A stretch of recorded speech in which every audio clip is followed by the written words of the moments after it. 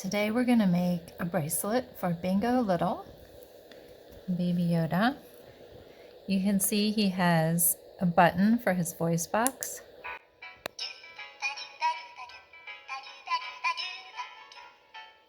He says different things and sings, but sometimes it slides out of position.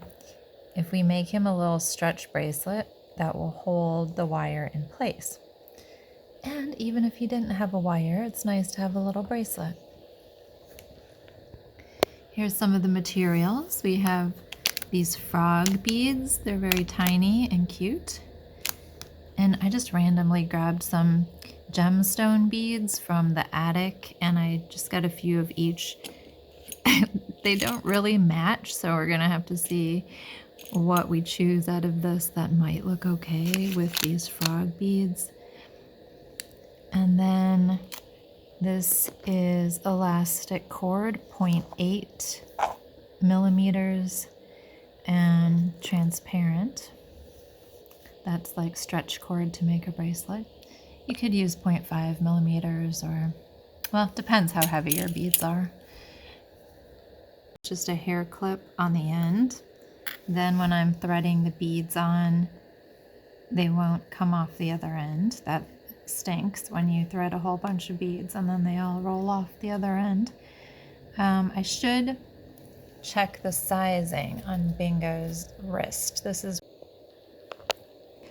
hard to take a video of because it's transparent, but I'm going to wrap it around so that it fits, you know, with a little bit of clearance, and then just put a clip. That came to 9 centimeters. Here's one possible design. It would just alternate the frogs with these blue beads. I will have to look up what they're called. They're blue and kind of look like the earth, like the world, the blue sky and the oceans, and you can't see here, but some land masses it looks like on some. Anyway, so frogs and the earth, that's a kind of cute bracelet theme. But we do have all these other ones. Let's think about that. Or we have this one, which is a sort of colorful, fun one. It's not quite 9 centimeters, so that might, and also it's not a symmetrical pattern from around the silver tube. What do you think, Bingo?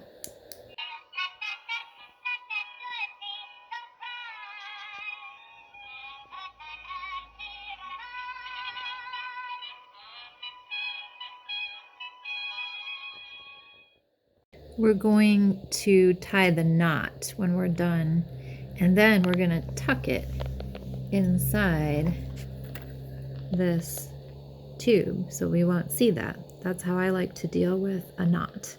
And then this one, actually, this tube has a loop on it, so we could also dangle a charm if we wanted to. Now I'll start threading the beads on. This is the side that I had measured the wrist with. That, of course, would be way too short, so I'm just going to use this side. You're going to want to have extra on each side of your bead strands because you're going to need that excess to tie the knot. And there it is. Let's tie the knot. Okay, I added these little, I don't even know what these are called, disc kind of beads. So we'll see, that gave it a little more space, a little more length. What you can do is just put it around his wrist, and then this is just tied single time, and I'm just holding this in one hand, and I can see how tight or loose it is. This seems like a good fit. So now I can tie the knot double. There's also something called a surgeon's knot that you can look into. What do you think, Bingo? So here's the knot, and make sure you pull it both ways. You know, pull your knot tight, not too tight, or you're gonna break your elastic, but then also pull it this way a bit and make sure it's secure. And you're gonna snip this now, but leave a bit of the tail. If you cut it too close to the knot, it's gonna come loose and fall apart. Okay, you can see I left the tails there.